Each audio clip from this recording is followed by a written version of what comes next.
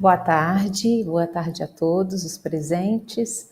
A gente vai começar aqui o nosso painel de transição de cuidados, a tecnologia em saúde como fator diferencial. Vou me apresentar primeiro, meu nome é Samantha, eu sou médica, sou diretora técnica aqui da Pronep. A gente vai receber aqui dois grandes convidados, vou deixar que eles mesmos se apresentem, Lobê e Zé Eduardo, por favor. Pode se apresentar. Bom, eu sou Zé Eduardo Castro, eu sou médico, intensivista de formação e agora eu estou na direção técnica do Complexo Médico Américas, que é o Hospital Samaritano Barra e o Hospital Vitória. Boa tarde a todos, sou Lobê, também colega médico, cardiologista. Depois de 20 anos aí dirigindo hospitais, estou há quase 2 anos dirigindo a operadora de saúde, Med Senior, que é recém-chegada aqui no Rio de Janeiro. Ótimo. A gente justamente convidou vocês dois para a gente ter visões de diferentes perspectivas, mas que se complementam acerca do tema. A gente sabe que a tecnologia na saúde ela vem mudando, né, a maneira como a gente faz saúde, como a gente entrega o cuidado e também como que os pacientes, os usuários, eles percebem esse cuidado, né? Então ela, sobretudo em termos de acesso, né, a ampliação do acesso para as pessoas, mesmo a gente conseguir atingir regiões remotas, longínquas, por conta das plataformas e das ferramentas que a gente tem desenvolvidas, a questão da sustentabilidade do sistema, né, com menor custo e mais eficiência para os processos, e também da segurança, né, da gente poder, por exemplo, ter monitoramento em casa para estabilizar os pacientes, para poder de casa a gente ter parâmetros clínicos e poder intervir precocemente, por exemplo, e evitar complicações e eventos. Então é um pouco disso que a gente vai trazer no painel. Eu queria passar a palavra para o Zé Eduardo, para ele trazer esses aspectos positivos e também alguns desafios que a gente enfrenta aqui no sistema de saúde do Brasil quando a gente fala de tecnologia, né, Zé? Por favor. Bom, boa tarde a todos. Obrigado, Samantha Pronep. Prazer estar aqui com o Lobê. Eu acho que esse é um assunto complexo, obviamente, e que a gente podia ficar discutindo horas, aqui a gente não vai ter para isso, então talvez valha um pouquinho a gente definir onde a gente está trabalhando em transição de cuidado direta, o contato ou o link entre as diversas fases do tratamento de um paciente ou da linha de cuidado. A gente poderia falar um monte de coisa, mas talvez as questões mais importantes, onde está o maior custo, o maior desafio na saúde, é o doente agudo, né, o doente que vai para um hospital agudo, e a saída desse doente de um hospital agudo com ou sem sequelas, a sequela é um caminho, ou com necessidade de continuidade terapêutica, seja através de um atendimento especializado, multidisciplinar, não necessariamente médico, a gente está falando de multidisciplinaridade aqui, né? Ou através de um envio, um encaminhamento para uma outra estrutura de saúde, um outro equipamento de saúde que dê continuidade. Eu acho que o grande problema que a gente tem no Brasil, aí, pelo menos para lançar um pouco debate, a gente tem um sistema absolutamente fragmentado. Então, o doente está sendo acompanhado num ambulatório ou por um médico privado ou pelo médico da própria operadora, ele chega para o hospital agudo, ou ele é encaminhado por um outro especialista, muitas vezes. Algumas empresas até estão unificando os prontuários, mas nem sempre isso é possível. Se o paciente faz exames ou ele vai para um outro especialista sem essas informações, ou ele chega ao hospital agudo sem essas informações. Ao hospital, muitas vezes eles chegam porque não existe essa integração entre a rede ambulatorial ou a história prévia do doente e o hospital. Ele é tratado nesse hospital, às vezes repetindo exames, às vezes duplicando o custo, às vezes perdendo tempo no tratamento, ou fazendo tratamento fútil, né? e aí ele passa pela abordagem dele dentro do hospital e, eventualmente, ele tem que ter alta hospitalar. Eu acho que talvez aí comece um dos grandes desafios na alta hospitalar. Esse paciente precisa ser encaminhado para como eu disse, para uma outra unidade ou para um especialista, ou para um conjunto de especialistas. Vamos dizer aí, do ponto de vista concreto, 2 lados que no mundo inteiro tem. O doente tem um AVC e sai com uma sequela que a família não está preparada. Ele era um doente há 72 horas atrás, ele é outro doente completamente diferente hoje, que a família não está nem um pouco estruturada para isso, e ele precisa de uma reabilitação, por exemplo, ele precisa de uma educação. Isso não tem um alinhamento. Ou ele precisa de um conjunto de especialistas, ele é um doente mais crônico, ele precisa de um conjunto de especialistas que trabalhem com ele, ou que façam reabilitação, fisioterapia, nutrição, psicologia, por aí vai. E esse hospital agudo não tem esse link. Então, eu acho que, pensando, o grande desafio da gente seria: como é que eu integro essa informação? Como é que eu crio verdadeiramente uma linha de cuidado num sistema tão fragmentado? Talvez a gente tenha uma enorme oportunidade de, através da tecnologia, dos sistemas, eu alinhar esse doente de uma forma que seja compreensível para quem recebe, para quem encaminha. Isso do ponto de vista estrito sensu técnico. O outro desafio é: a gente precisa educar os pacientes de que o tratamento dele não é um tratamento hospitalocêntrico. O hospital não é a solução para a vida dele eternamente, ele não deve ficar internado eternamente e, eventualmente, ele pode ir para outro equipamento hospitalar com menos ressonância, menos tomografia, menos um monte de coisa e mais, como a gente diz, high touch, low tech, menos tecnologia, estrito sensu, mais cuidado com esses pacientes e um modelo de referência contra referência para que, eventualmente, se o paciente precisar voltar para um hospital de alta complexidade, ele volta prontamente, é tratado, sabe o que está acontecendo. Então, eu acho que a gente tem 2 grandes desafios aí. Primeiro, como eu integro a história desse doente, a jornada desse doente, a linha de cuidado, de uma forma compreensível para os diversos profissionais que cuidam dele, de um lado. De outro lado, como eu mostro para as famílias e para os pacientes e para os próprios médicos que às vezes estão no hospital agudo, que a transferência do paciente, a alta do paciente para uma outra unidade não é um downgrade, não é um downsize, é a melhor solução para ele, seja em casa, seja num ambulatório, numa reabilitação. Então, assim, eu acho que a gente tem muitos caminhos a percorrer. Aí está o Lobê, eu acho que a fonte pagadora ela tem um papel importante, porque ela tem que entender a lógica de remunerar adequadamente essas partes menos tecnológicas. Hoje a gente ainda vive a ver com educação em saúde, educação da população. Lobê. Ok. Primeiro é um prazer estar aqui com vocês, 2 amigos de 2 empresas. Opa. É um prazer estar aqui com vocês. Primeiro eu vou chamar a atenção para esse termo tecnologia em saúde, né? Quando a gente pensa em tecnologia em saúde nos últimos anos, nas últimas 2 décadas, a gente sempre pensou em tecnologia para quem faz. Então, é a tecnologia do procedimento cirúrgico, é o PME, é a tecnologia do instrumental cirúrgico, da robótica. Então, a tecnologia ela se dedicou nas últimas décadas ao fazer, e que foi ótimo. Temos aí os estentes farmacológicos, temos várias inovações que foram absolutamente positivas para o nosso paciente. Mas talvez a gente esteja vivendo uma grande revolução de tecnologia em saúde, porque a gente está mudando uma tecnologia para o quem faz, para uma tecnologia de como eu evito, de como eu cuido e como eu evito. Vou dar exemplos, né? Isso que o Zé Eduardo comentou, né? A gente não tem uma tecnologia robusta que acabe com essa fragmentação. Então, o paciente do consultório vai para o hospital, se o médico do consultório não é o que acompanha no hospital, que acontece na maioria dos lugares, a gente sabe muito pouco da história dele do passado, e quando ele volta do hospital para o consultório para casa, há uma descontinuidade da informação.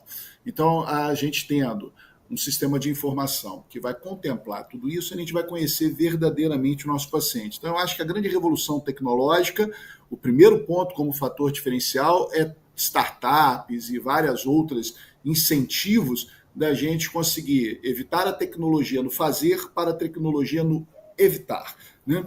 E dentro desse conceito, a gente tem alguns espelhos que a gente deveria olhar no mercado, que são cases de sucesso. Então, quando a gente pensa na Uber, quando a gente pensa na Airbnb, quando a gente pensa no iFood, o que os três, para mim, têm em comum? Eles sabem quem precisa, do que precisa, quem oferta, qual é o custo de quem oferta e a melhor relação de custo-benefício. Então, se eu estou aqui agora, vou sair daqui para a inauguração nossa lá do nosso PS na Barra, vou pegar um Uber, o Uber vai saber que eu, Lobê, preciso de um carro que vai me levar de Botafogo para Barra da Tijuca, eu vou saber quais são os carros que estão ali à minha disposição, se eu vou num carro compartilhado, se eu vou num black com ar-condicionado, eu vou saber o custo-benefício. Legal. Não temos isso na saúde. Na saúde não há tecnologia que saiba quem sou eu. Não sabe as patologias que eu tenho, não sabe se eu uso ou não meu remédio, se meu colesterol está controlado, se não está controlado. Então, o sistema de saúde hoje, tecnologicamente, não sabe quem eu sou. A minha operadora que eu tenho como plano de saúde, como paciente, não sabe verdadeiramente quem eu sou. Não sabe verdadeiramente do que eu preciso, quem oferta e qual é a melhor relação custo-benefício, seja para uma internação hospitalar, seja para uma cirurgia de revascularização, porque esses dados até então estavam dentro de uma caixa preta. Então, a grande revolução tecnológica, que vai ser o grande fator diferencial para o termo que você usou, Samantha, que é a sustentabilidade, é a gente usar o exemplo simples da Airbnb, da Uber e do iFood. Quem precisa, o que ele precisa, quem oferta e qual é a relação de custo-benefício. Então, essa é a grande revolução tecnológica. E dentro disso, dentro do que precisa, a gente precisa dessa transição do paciente que está internado para que ele saia do hospital, seja para o seu domicílio, seja para um hospital de transmissão, seja para o domicílio com uma supervisão de uma equipe de saúde num período de transição, ou seja mesmo para alta, para continuidade simples ambulatorial. Esse paciente não pode estar solto, esse paciente tem que estar, de alguma maneira, navegado e cuidado. E a tecnologia vai ajudar nessas informações. Informações simples, sinais vitais de como ele está em casa. Informações simples, se ele está verdadeiramente usando o medicamento, se ele está respondendo ao medicamento, se a pressão está ficando controlada após o medicamento. Então, sim, a tecnologia será um fator diferencial muito grande na sustentabilidade do sistema, principalmente, em todos os pontos, mas principalmente no tema que nós temos aqui, que é o cuidado pós-alta. Tem muita iniciativa, muita tecnologia que está aí à nossa disposição para isso.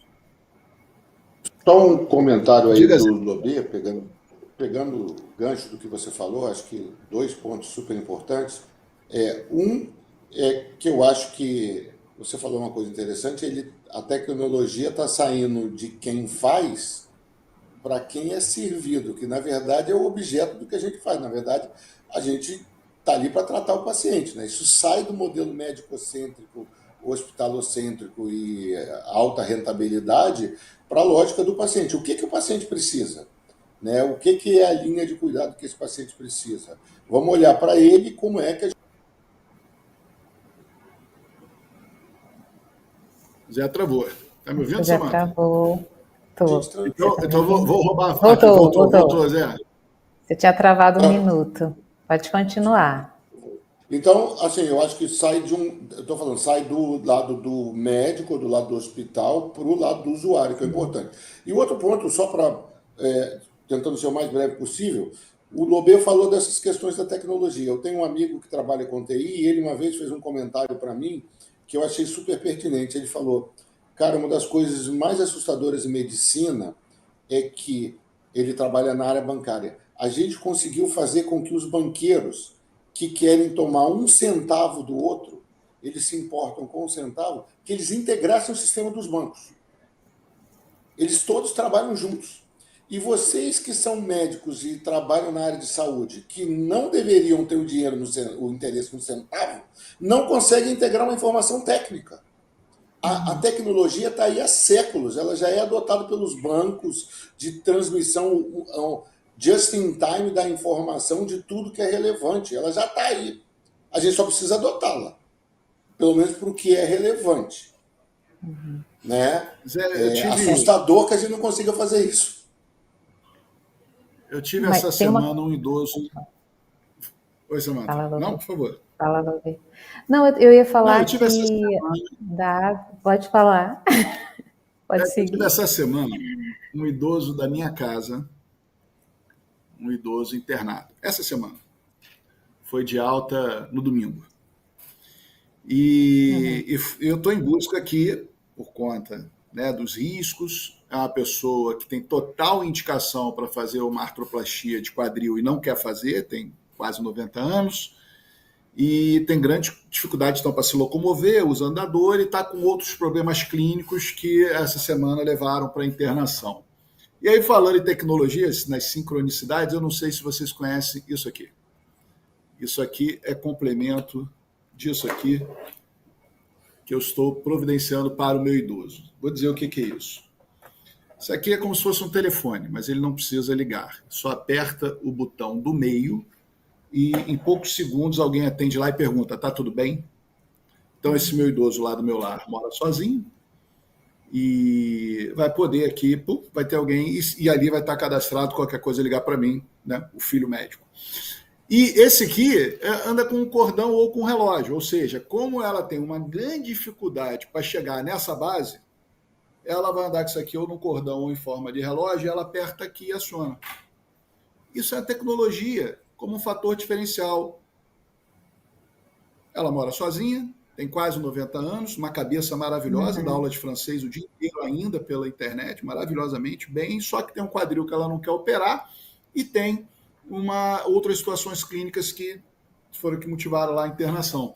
E a gente fica preocupado, meu Deus, ela precisa falar comigo, ela está longe do telefone, não está com o telefone, como é que está? Pronto, tem a tecnologia que vai ter o acesso. Então, a tecnologia hoje, como o Zé colocou, ela está absolutamente disponível para que a gente possa oferecer o termo que a Samanta colocou, segurança.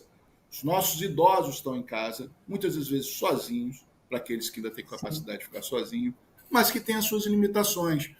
Então, há outros equipamentos que vão poder mostrar a atividade, frequência cardíaca, que vão poder mostrar a pressão arterial desse idoso. Então, a gente consegue, na transição, seja com equipe assistencial dentro de casa ou apenas com a tecnologia dentro de casa, informação se está tudo bem com aquele paciente que está no momento da transição. Então, acho que a tecnologia ela vem revolucionar, porque, a gente vai verdadeiramente conhecer os nossos pacientes, a realidade de um prontuário mais ou menos único, como o Zé colocou, né? O banco conectou tudo.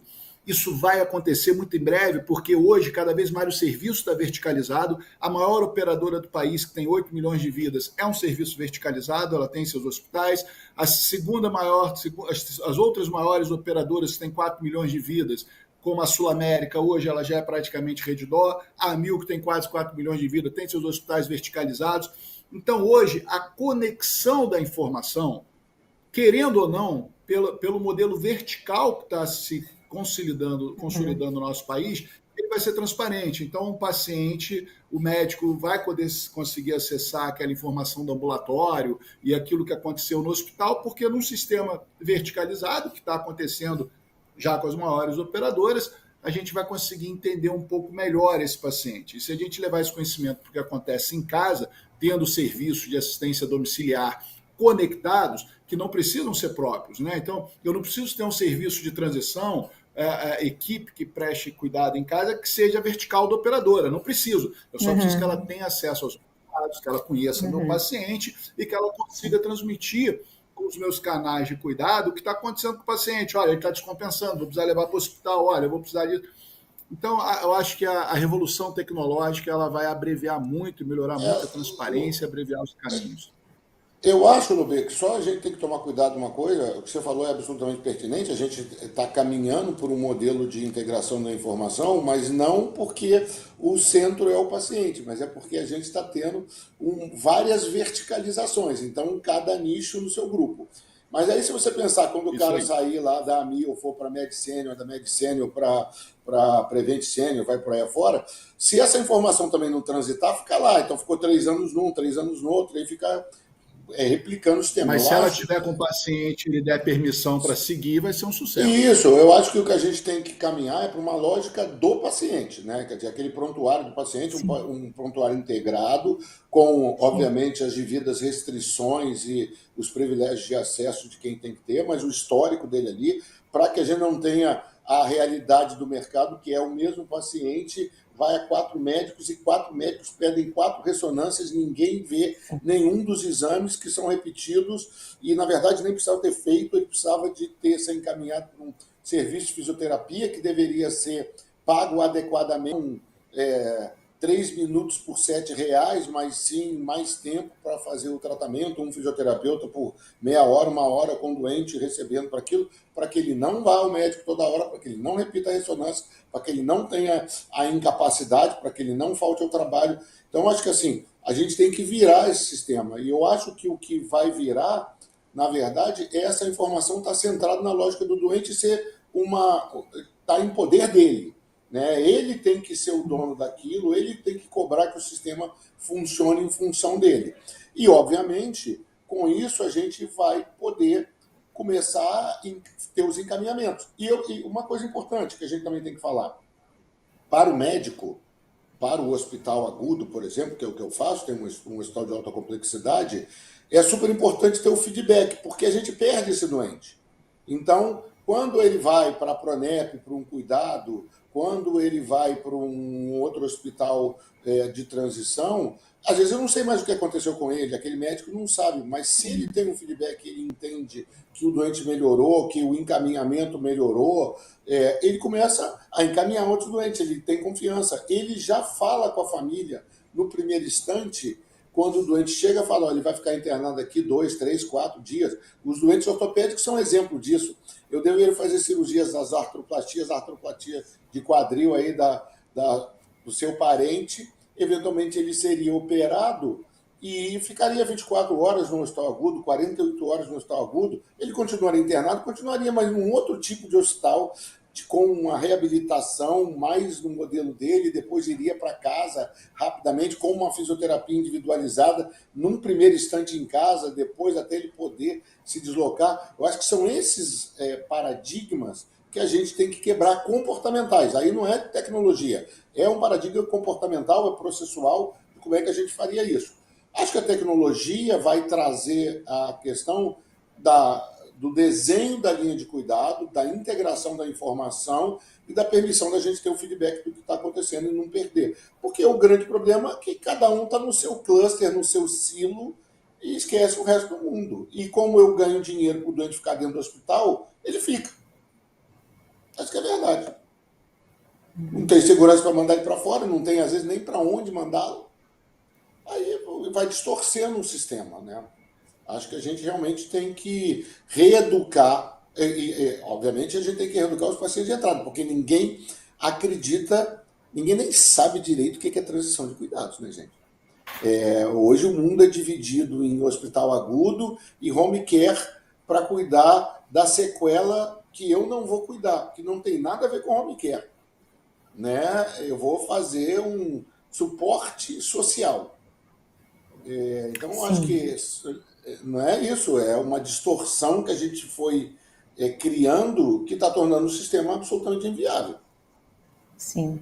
A gente está nesse momento vivendo esse cenário dentro do home care, né, em que a gente deixa de ter aquelas indicações sociais e passa a ter, de fato, o paciente internado que se beneficia de ficar internado no domicílio, evitar que ele, de fato, vá para o ambiente hospitalar, mas que ele fique bem compensado. Nesse sentido, eu acho que a tecnologia, ela traz muita facilidade, né? Agora, um dos desafios no nosso sistema, no sistema de saúde brasileiro, é a remuneração, né? O financiamento do sistema. né? Se por um lado a gente tem aí já uma série de tecnologias, de ferramentas à disposição, a gente tem muita dificuldade ainda, no meu entendimento, de incorporar certas coisas, porque a gente vive um desafio no financiamento. A gente entende que a incorporação de uma tecnologia ela pode evitar muito custo lá na frente, mas a gente também tem, por um lado, no sistema de saúde, uma quebra muito grande, né? Então, o paciente hoje está numa operadora, amanhã ele está noutra, então a gente tem dificuldade de enxergar a longo prazo também resultados e como é que a gente pode trabalhar para evitar desperdício e também ganhar em desfecho, em qualidade de vida para o paciente, em custo evitado aí para a fonte pagadora, seja operadora, seja autogestão. Então, eu acho que a gente está no meio de um cenário que está em mudança, isso a gente não tem nenhuma dúvida, a gente está no meio de uma transição grande, talvez uma das grandes transições históricas, acho que da medicina, como a gente teve, sei lá, o antibiótico no passado, a vacina. Eu acho que a tecnologia, ela, de fato, no meu entendimento, ela representa essa mudança de paradigma total para o cuidado. Mas ainda existe, né, esse período em que todos os parceiros ali, os personagens, vão ter que se adaptar. Tanto os prestadores, quanto as operadoras, as autogestões, e os pacientes e as famílias, né? Não sei se vocês querem falar mais um pouquinho desses eu acho aí desafios. até um desafio para o Lobê, que talvez o grande indutor disso seja a fonte pagadora. Porque, na verdade, ela acaba financiando. Então, você está citando exemplo, você acaba não incorporando algumas questões tecnológicas, porque você não tem, porque você faz um investimento e não tem como ser remunerado para isso, que vão te remunerar pela dieta, pela diária, pela atividade fisioterápica ali, para uma situação de fee for service. Então, eu acho que a gente tem que quebrar, tem que ter uma nova lógica de remuneração, discutir resultado final, outcome, né, ter essa discussão. Eu acho que quem tem que fazer isso, quer dizer, não é quem tem que fazer isso, mas quem tem maior poder de fazer isso é a fonte pagadora, porque ela acaba sendo indutora. O grande problema dentro dessa maluquice do nosso sistema é que eu acho que a gente vive um sistema de total desconfiança, né? A operadora não confia nos prestadores, a família não confia na operadora, os prestadores não confiam na operadora e nas famílias, os pacientes não confiam. Então, assim, todo mundo desconfia de todo mundo, e ninguém tem coragem de mudar esse status quo. Eu estou falando isso porque eu concordo com o Lobê. Eu acho que a forma de mudança está sendo um grande modelo de verticalização, que aí todo mundo toma conta, cada um do seu terreiro, e vai tomar conta do que tiver ali dentro. Mas eu acho que a gente tem que evoluir para uma lógica em que a gente possa ampliar isso para que o paciente transite no sistema como um todo sem estar preso ao modelo vertical, em que a gente tem a informação mais completa, como a gente não é preso a um banco, né? A gente pode ter 2, 3 bancos, partilhar essa informação com vários setores da economia, né? Então, acho que eu ainda penso que a operadora teria um papel importante como indutora. Eu não sei o quanto o Lobê vê isso viável, possível, sem ser só na verticalização. Tem várias formas da gente verticalizar, né? Hoje a verticalização tradicional, que era você, operadora, ser dona do hospital, ou você, hospital, ser dono da operadora, isso tem mudado para novos modelos de verticalização. Então, hoje, o que nós estamos verticalizando é o cuidado. Então, quando você tem grandes operadoras, como, por exemplo, você conhece muito bem, Zé, você é parte dessa história, quando a Amil colocava seu médico dentro dos hospitais que não era da Amil. Isso é um modelo de verticalização, onde você verticalizou o cuidado hospitalar. Então, a caneta do médico, que está dentro do hospital, ela está com o pensamento do cuidado daquele paciente, da sua forma mais ampla, sem desassistência, porque se houver desassistência, aquele paciente fica pior e acaba saindo mais caro. Então, é uma tolice acreditar que o médico da operadora está ali para economizar dinheiro, porque se aquele paciente for maltratado, ele vai sair muito mais caro. Não existe nada mais caro do que uma alta errada, porque esse paciente volta pior. Então, nós temos, a Mil foi pioneira, se não foi pioneira, foi uma das principais aqui no Rio de Janeiro, que fazia isso. Grandes colegas, o Zé Eduardo fazia isso, o Wilson Nakazawa fazia isso, o Dr. Cláudio Neves, médicos que tinham, então, a caneta passando dentro de um hospital que não pertencia à operadora. Isso é um jeito de verticalizar. Então, quando você coloca o cuidado em todas as pontas e você consegue botar isso num banco de informações e trazer transparência para aquele cuidado como um todo, isso é uma renovação tecnológica. Então, hoje o que as operadoras estão fazendo é isso, é verticalizar o cuidado, né?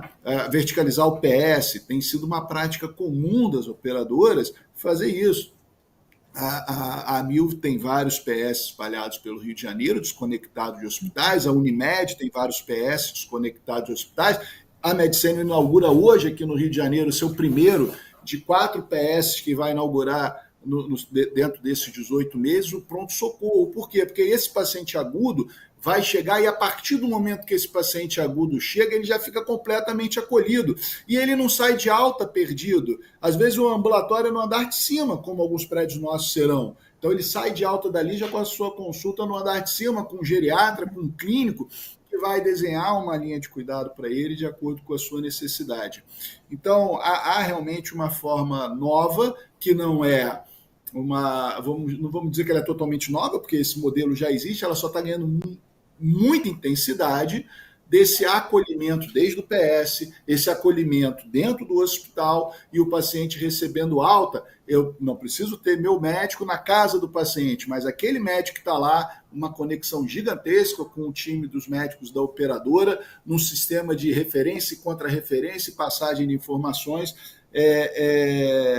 para o melhor acolhimento. Então, essa é uma realidade.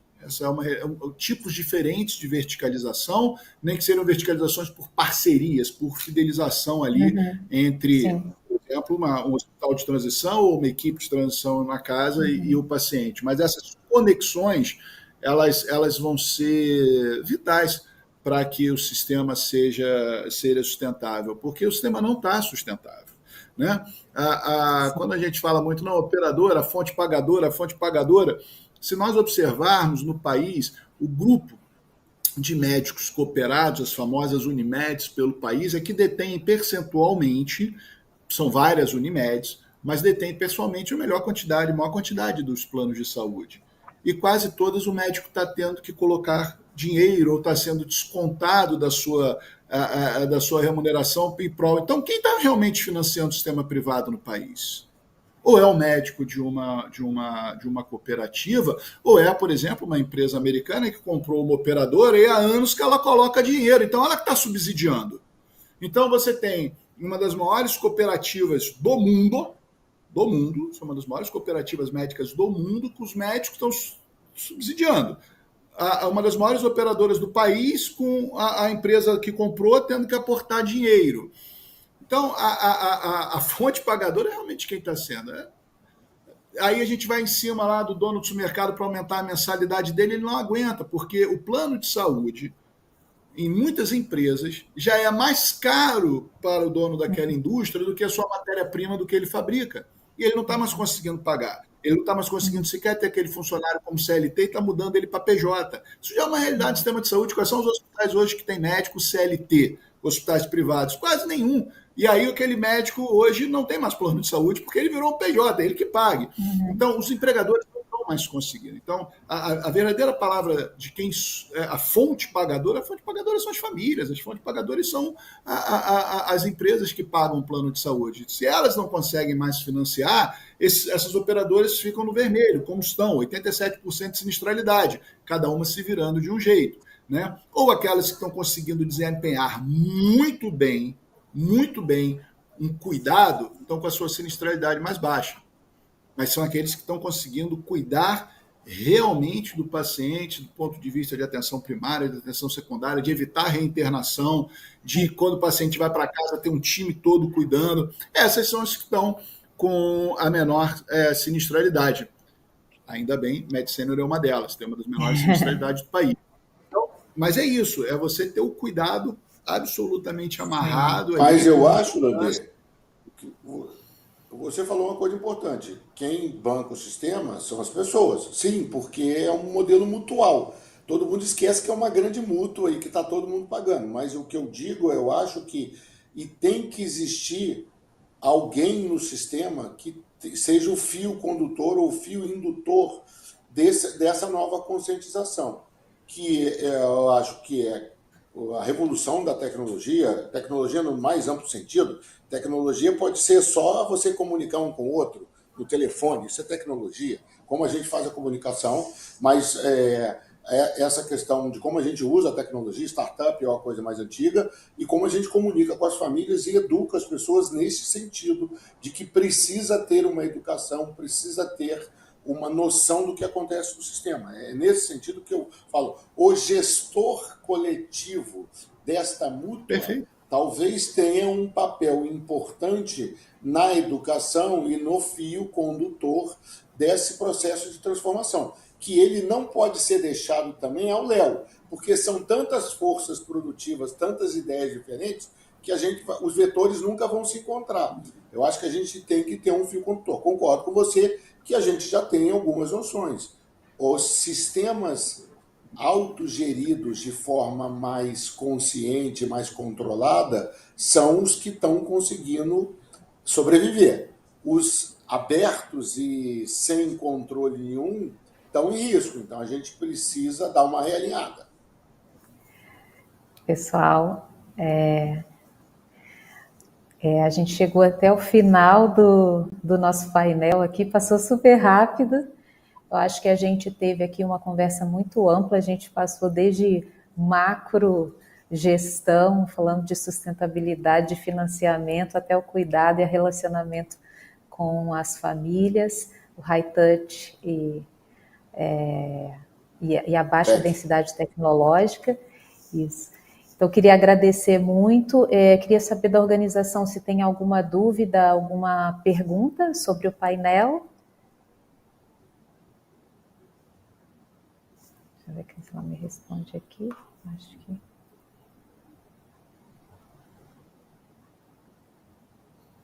Não, a gente então vai seguir para o final. Então, queria agradecer muito a Lobeza, a Eduardo, foi um prazer estar aqui com vocês, aprendi bastante. Eu acho que a gente deixa várias reflexões aqui para o pessoal também da área e para as outras discussões que estão rolando aqui na FISWeek. Obrigada e uma boa tarde a todos. É um prazer estar com vocês. Obrigada. Prazer estar aqui. Obrigado. Boa tarde a todo mundo. Obrigada. Tchau, tchau, gente. Tchau.